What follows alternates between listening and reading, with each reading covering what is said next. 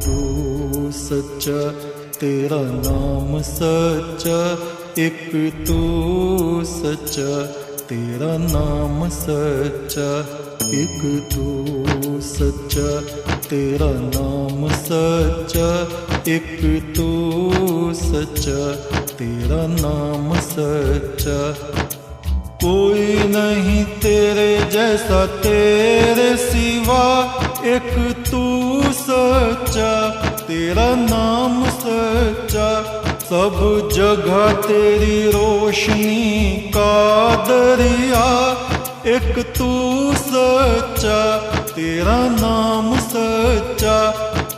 सब बीमार तू बीमारों की दवा, एक तू सच्चा, तेरा नाम सच्चा। बेहतर है बहस से जिक्र तेरा, एक तू सच्चा, तेरा नाम सच्चा। ये मेरा जिस्म है महल तेरा, जहाँ रात दिन चमके नूर तेरा। इस नूर का तवाफ करे सातों आसमां, हर फरिश्ता नूर में करे सजदा।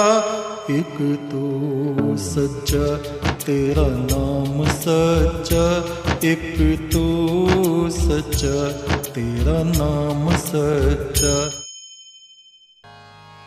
सोमनाथ महाआलय में गंग सर्वज्ञ जहां महान आत्मा वाले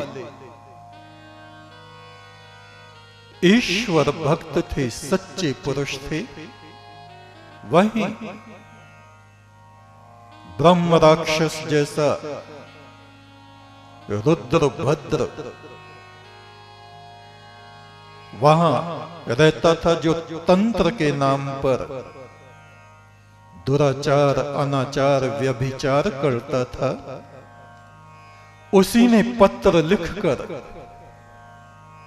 महमूद गजनबी को वहां बुलाया और सोमनाथ के साथ साथ पूरे भारतवर्ष को कलंकित करा दिया। ये उदाहरण है कि जाहिर में ईश्वर के उपासक देखने वाले सब सच्चे उपासक ही नहीं होते, भीतर से वे कैसे हैं? रुद्र भद्र जैसे भी इनमें होते हैं।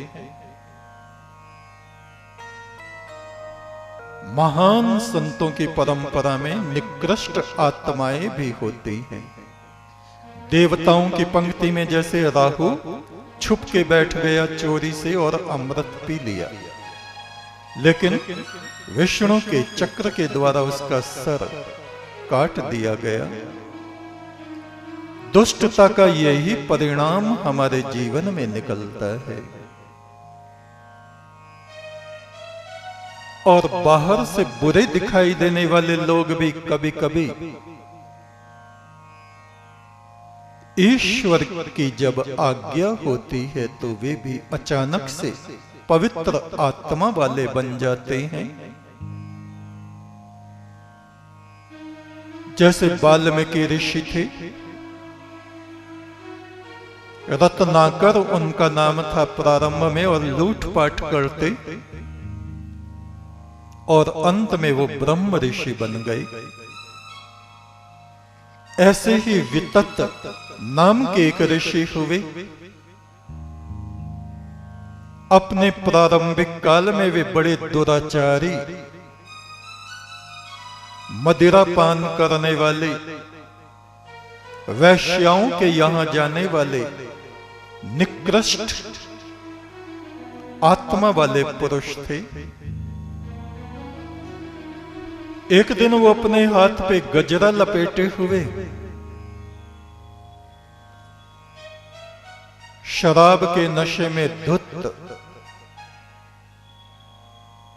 वैश्याओं की तरफ जा रहे थे, जहां नाच गाना चल रहा था। चलते चलते नशे की हालत में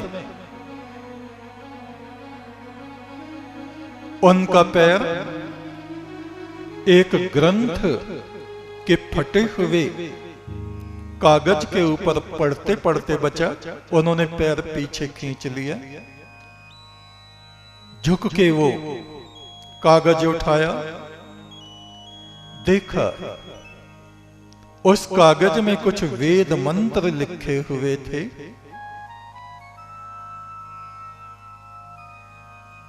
पहले तो उनके हाथ कांपे। मुझ जैसा निकृष्ट आत्मा वाला ईश्वरीय वाणी, ये वेद का फटा हुआ पन्ना मेरे हाथ में आ गया। फिर उन्होंने उस पन्ने को माथे से लगाया। उस दिन वो नाच गाना सुनने नहीं गए, वहीं से वापस लौट आए, घर आए। उस कागज को इत्र लगाया, धूप दीप उसको दिखाई और पूजा के स्थान पर, ऊंचे स्थान पर उसको रख दिया। परमात्मा से क्षमा याचना की, हे प्रभु मुझ जैसा पापी इंसान त्राहि माम त्राहि माम त्राहि माम। हे प्रभु मैं तेरी शरण हूं, मैं तेरी शरण हूं, मैं तेरी शरण हूं।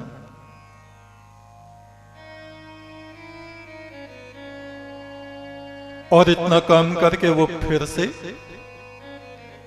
शराब खाने में शराब पीने चले गए।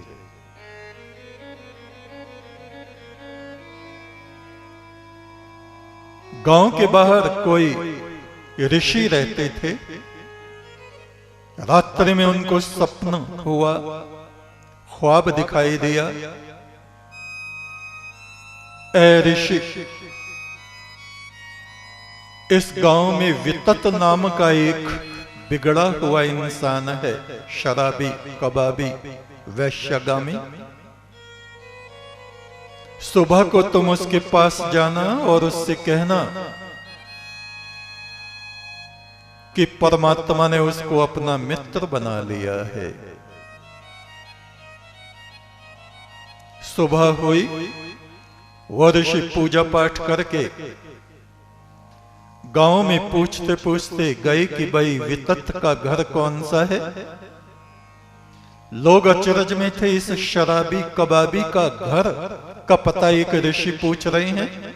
प्रसिद्ध ऋषि थे, सब उनको जानते थे, महान ऋषि। घर में पहुंचे, भाई वितत कहां है। घर के सदस्यों ने उन ऋषि का स्वागत किया, कहा हे देव वो तो मदिरालय में पड़ा होगा, शराब के नशे में पड़ा होगा। उन्होंने कहा ठीक है ठीक है, मुझे वहीं उससे काम है। और वहां वो गए, देखा वो तो सुबह हो गई है पर शराब के नशे में नींद में पड़ा है। उसको उठाया, वितत वितत उठो। आंख मलता हुआ वो उठा, देखा ऐसे महान ऋषि उसके सामने हाथ जोड़ के बैठ गया। उन महर्षि ने कहा, वितत रात्रि में मुझे एक सपना आया है। ईश्वर की तरफ से आज्ञा हुई है कि मैं तुम्हारे पास जाऊं और तुम्हें बताऊं कि उस परमात्मा परम ब्रह्म ने तुमको अपना मित्र बना लिया है। किस बात पे? कि तुमने वो जो धर्म ग्रंथ का, वेद का फटा हुआ पन्ना उठा के उसका जो सम्मान किया, आज से परमात्मा तुम्हारा सम्मान करता है, तुमको अपना मित्र बनाता है। इतना सुनते ही वितत के भीतर एक ज्वार भाटा सा उठा, सारा शरीर कंपायमान हो गया। उसने ऋषि के चरण पकड़ लिए, कहा प्रभु मुझ जैसा पापात्मा नालायक इंसान मुझे ईश्वर का मार्ग बताइए। आज से मैं सारे बुरे कर्म कुकर्म त्यागता हूं। और वितत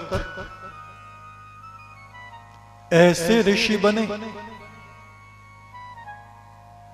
वे अपने पैरों में चप्पल और खड़ाऊं नहीं पहनते थे कि ये पृथ्वी उस परमात्मा का बिछाया हुआ फर्श है।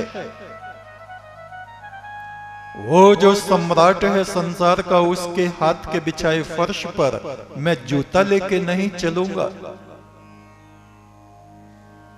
जिस रास्ते से जाते पक्षी मौन होके उनका दर्शन करने लगते।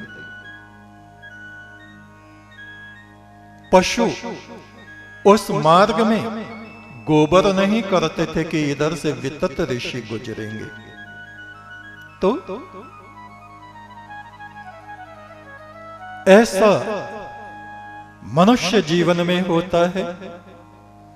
पत्थरों में हीरे मिल जाते हैं, बुरे लोगों में देवात्माएं उत्पन्न हो जाती हैं, और बाहर से साधु सन्यासी दिखाई देने वाले लोग सोमनाथ के रुद्र भद्र जैसे पाखंडी, धूर्त, मिथ्यावादी, ब्रह्म राक्षस निकल जाते हैं। पत्थरों में से हीरे मिलते हैं और फूलों में कीड़े मिलते हैं, और हमारी अंतरात्मा जाग जावे तो नर में ही नारायण हमें मिल जाते हैं। पत्थरों में हीरे मिलते हैं, फूलों में कीड़े मिलते हैं।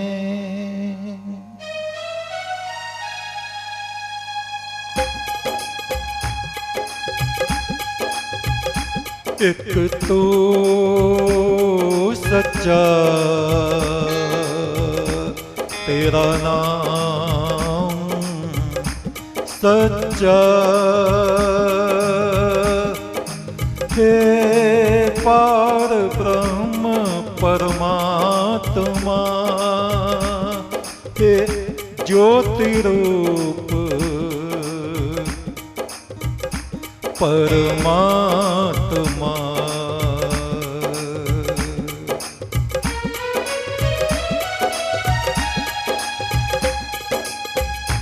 पत्थरों में हीरे मिलते हैं, फूलों में कीड़े मिलते हैं।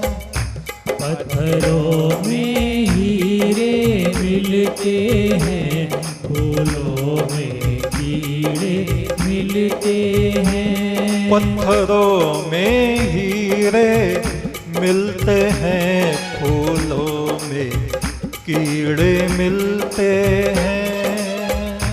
पत्थरों में हीरे मिलते हैं, फूलों में कीड़े मिलते हैं। अंतर आत्मा जाग जावे तो नर में नारायण मिलते हैं। अंतर आत्मा जाग जावे तो नर में नारायण मिलते हैं। अंतर आत्मा जाग जावे तो नर में नारायण मिलते हैं। अंतर आत्मा जाग जावे तो नर नर में नारायण मिलते हैं। पत्थरों में हीरे मिलते हैं, फूलों में कीड़े मिलते हैं। पत्थरों में हीरे मिलते हैं, फूलों में कीड़े मिलते हैं।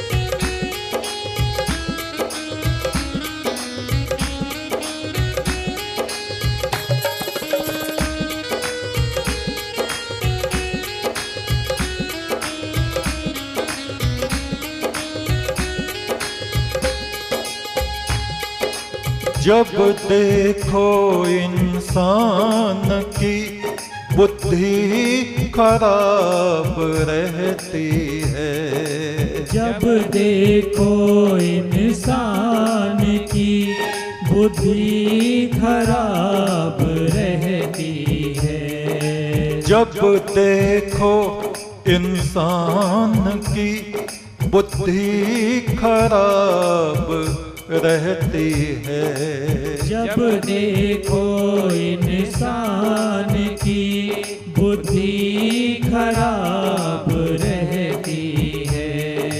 केवल इस कारण से ही जिंदगी खराब रहती है। केवल इस कारण से ही जिंदगी खराब रहती है।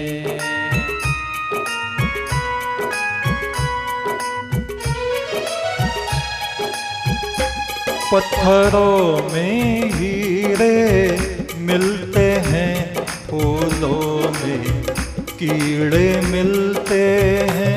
पत्थरों में हीरे मिलते हैं, फूलों में कीड़े मिलते हैं। अंतर आत्मा जाग जावे तो नर में नारायण मिलते हैं। अंतर आत्मा जाग जावे तो नर में नारायण मिलते हैं।